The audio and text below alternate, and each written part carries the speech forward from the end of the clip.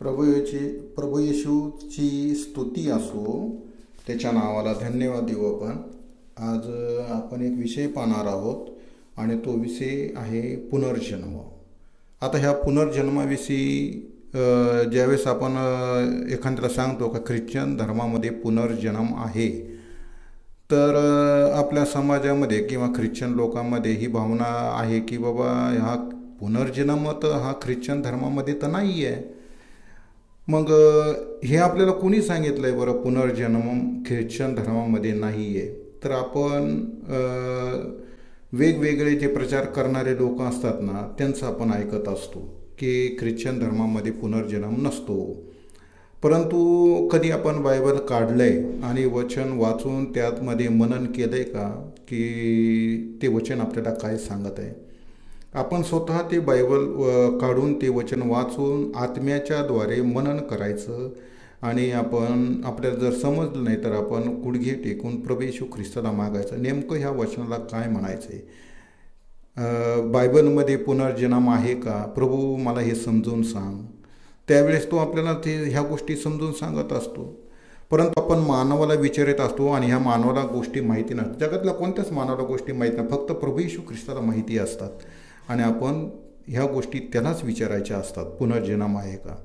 म्हणून आज आपण ह्या विषयाला हात घालत असताना तुम्ही सर्वांनी अगदी प्रार्थनापूर्वक हे जर ऐकलं तर मला वाटतं का हा विषय तुम्हाला कळेल. आणि म्हणून आज जे वचनात जे आहे बायबलमध्ये वचन आहे की त्या वचनाचा आधार घेऊन लोक म्हणतात की ख्रिश्चन धर्मामध्ये पुनर्जन्म नाही आहे. ते वचन आज मी तुमच्यापुढं काढून ठेवलेलं आहे बघा. इब्री लोकास पत्र याचा 9वा अध्याय आणि याचं 27 वचन. आणि या 27 वचनामध्ये काय म्हटलेलं आहे बघा. ज्या अर्थी ते वचन वाचतो मी बघा. ज्या अर्थी माणसांना एकदाच मरणे व त्यानंतर न्याय होणे नेमून ठेवले आहे, असं ते वचन आहे बघा. आणि ह्याच वचनाचा आधार घेऊन लोक इतर लोकांना म्हणजे प्रचार करतात, सांगतात की पहा आपल्याला आपल्या धर्मामध्ये एकदाच मरणे आहे आणि नंतर न्याय होणे असं नेमून ठेवले आहे, असं देवाचं वचन आहे. अशा प्रकारे हे संदेश सांगून हे करतात की आपल्यामध्ये पुनर्जन्म नाही आहे, जन्मायचं आणि न्याय होणं. तर ह्या वचनाचा आधार घेऊन लोक इतरांना सांगत असतात. परंतु कधी आपण या वचनाचं मनन केलं आहे का? इब्री लोकास पत्र 9 अध्याय 27 वचनाचं कधी मनन केलं आहे का आपण की वचन नेमकं काय म्हणतं आहे? आणि म्हणून आज ते तुम्ही मनन करावं अशी माझी इच्छा आहे. म्हणून हा पुनर्जन्माविषयीचा जो विचार आज मी तुमच्या पुढे मांडत आहे तो तुम्ही प्रार्थनापूर्वक स्वीकारावा, कारण हे वचनाची सांगड घालून मी हे तुम्हाला सांगत आहे बघा. आता आपण जे वचन वाचलेलं आहे की एकदाच मरणे आणि न्याय होणे, तर ही गोष्ट पहिल्यांदा समजून घ्या. बायबलच्या दृष्टिकोनातून मरणं कशाला म्हणतात आणि झोपणं, आता दोन्ही बी क्रिया ह्या मृत्यूच्याच आहे मानवाच्या दृष्टिकोनातून. परंतु परमेश्वरच्या दृष्टिकोनातून झोपणे आणि मरणे अशा दोन गोष्टी त्यांनी वेगळ्या केलेल्या आहेत. आता बघा, मरणे हा शब्द कोणाला लागू होत असतो? जो माणूस पाप करतो, पाप केल्यानंतर तो स्वर्गामध्ये न जाता, पाप केलेला माणूस स्वर्गामध्ये न जाता तो नरकामध्ये जातो, त्याला मरणे असे म्हणतात. आणि जो माणूस परमेश्वराला भिवून परमेश्वराच्या वचनाप्रमाणे वागून जो माणूस मरतो त्याचा आत्मा स्वर्गामध्ये जातो. आणि स्वर्गामध्ये गेल्यानंतर जो आत्मा ज्या माणसाचा आत्मा स्वर्गामध्ये जातो त्या माणसाला झोपणे हा शब्द लागू होतो बघा. झोपणे म्हणजे स्वर्गात मेलेला माणसाचा आत्मा स्वर्गात गेला त्याला झोपणे म्हणतात, आणि मेलेल्या माणसाचा आत्मा नरकात गेला तर त्याला मरणे असा हा शब्द लागू होतो.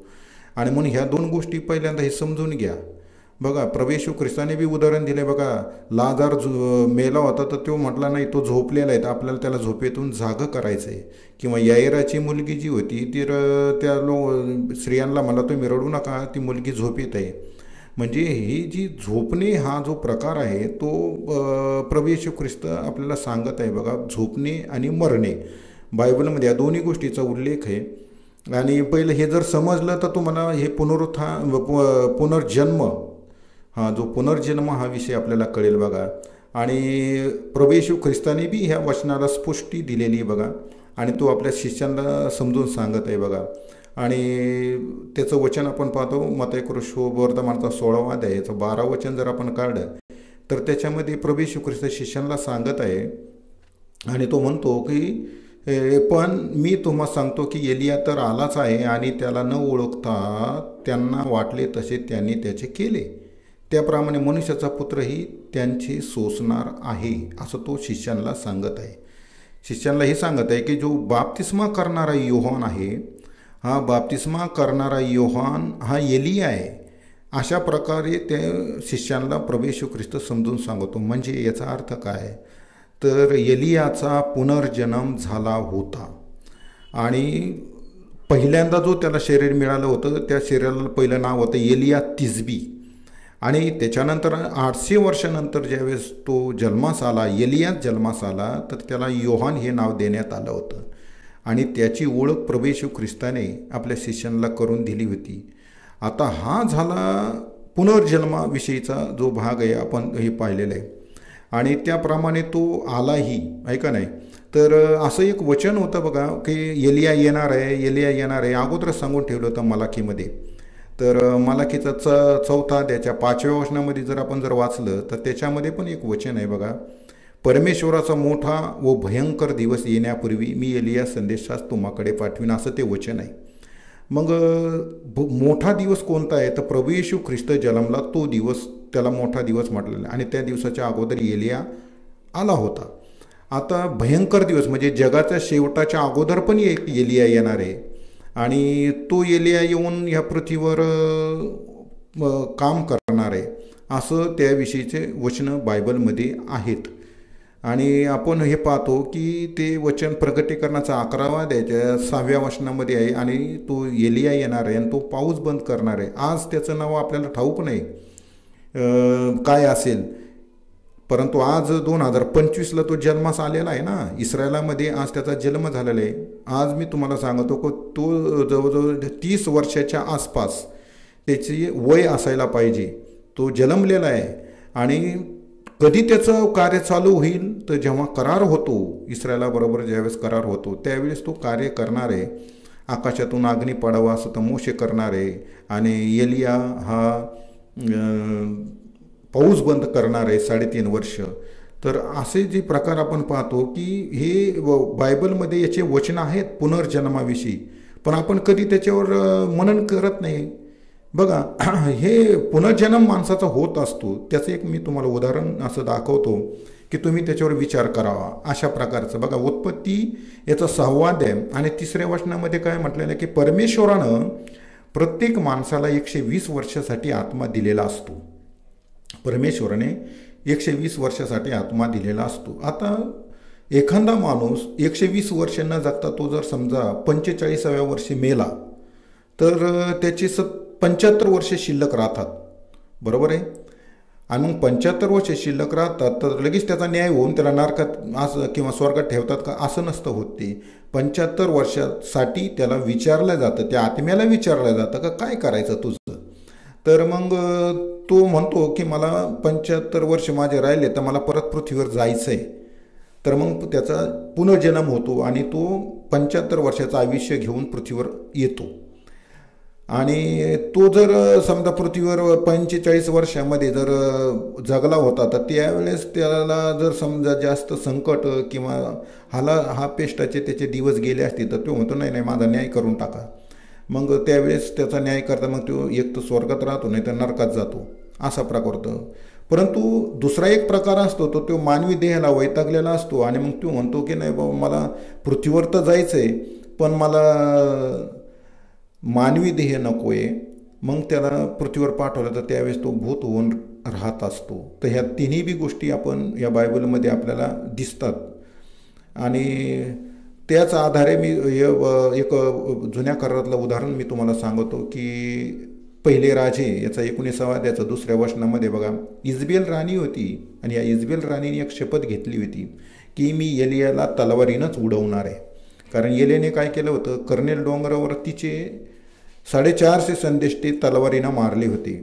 आणि मग हे तिने ऐकलं, त्यावेळेस तिला राग आला, राग आल्यानंतर तिनं एक शपथ घेतली. आता ती शपथ कोणती आहे ते वचन मी वाचितो बघा. तेव्हा इजबेलीने जासूस पाठवून एलियास बजाविले की संदेष्ट्यांच्या गतीसारखी तुझ्या जीवाची गती उद्या याच वेळी केली नाही तर देव माझे तसेच व त्याहूनही अधिक करो, अशी तिने ती शपथ घेतली. मग तिनं ते ठरवलं की एलियाला मारायचं, परंतु एलिया काय तिच्या हाती लागला नाही, तो पळून गेला. आणि पुढं आपण जर पाहतो तर एलिया तर काय मेलेला नाही आहे. मग एलियाला वावटळीतून स्वर्गात नेण्यात आलं असं आपण दुसऱ्या राजामध्ये पाहतो बघा. तो वावटळीतून स्वर्गात गेलेला आहे आणि तो त्यावेळेस काय मेलेला नाही आहे. मग ही जी तिची शपथ होती, ही शपथ तशीच राहून गेली ना. तिने जी शपथ घेतली होती की संदेशासारखंच याला मी तलवारीनं मारणार आहे, ती तिला पूर्ण करता आली नाही आहे. मग नंतर काय झालं, पुढं आपण पाहतो की प्रभू येशू ख्रिस्त जेव्हा आला त्यावेळेस एलिया आला. आता एलिया कोण होता तर योहान, बाप्तिस्मा करणारा योहान हा एलिया होता, अशी साक्ष प्रभू येशू ख्रिस्ताने शिष्यांना दिलेली आहे. त्याच्यानंतर आपण लुकामध्ये जर पाहिलं तर गाब्रिएल देवदूताने पण झकार्याला सांगितलं होतं, म्हणजे योहानाचा बाप, त्याला बी सांगितलं होतं का हा जो मुलगा आहे तो एलिया आहे.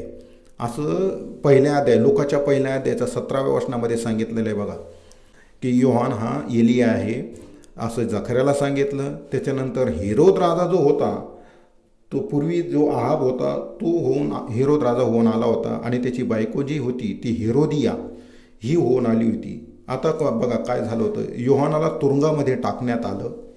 तुरुंगामध्ये जेव्हा त्याला टाकण्यात आलं तर ह्या इजबेल राणी म्हणजे ची जी शपथ होती ती पूर्ण करायला जे हेरोदिया ही हेरोदाची बायको होती, तर ही हेरोदिया हिनं सांगितलं का मला योहानाचं मुंडकं पाहिजे. आणि त्यावेळेस त्याचं मुंडकं तलवारीनं उडवण्यात आलं आणि ते हेरोदियाला देण्यात आलं.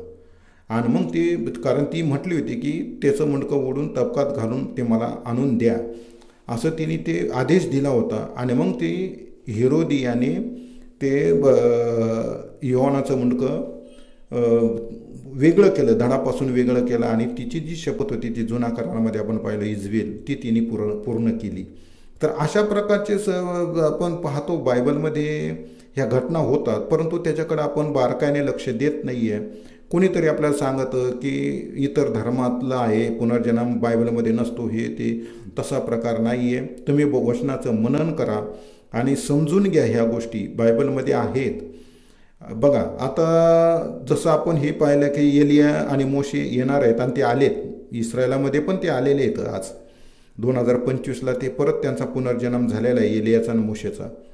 तशाच प्रकारे हे 1,44,000 यहुदी मुलं जी आहेत त्यांचा बी पुनर्जन्म आज झालेला आहे आणि ते इस्रायलामध्ये ते मुलं आहेत. तर हे मुलं कसे आहेत, यांचा पुनर्जन्म कसा झालेला आहे, हे पुढच्या भागामध्ये आपण पाहणार आहोत. तर मला वाटतं प्रभू कृपेने मी जो थोडक्यात तुम्हाला हा विषय समजून सांगायचा प्रयत्न करीत आहे, तर तुम्ही पण याच्यावर थोडं मनन करा आणि बायबलच्या वचनाचा आधार घेऊन तुम्ही वाचायचा प्रयत्न करा. तर प्रभू तुम्हाला मदत करेल असं मला वाटतं.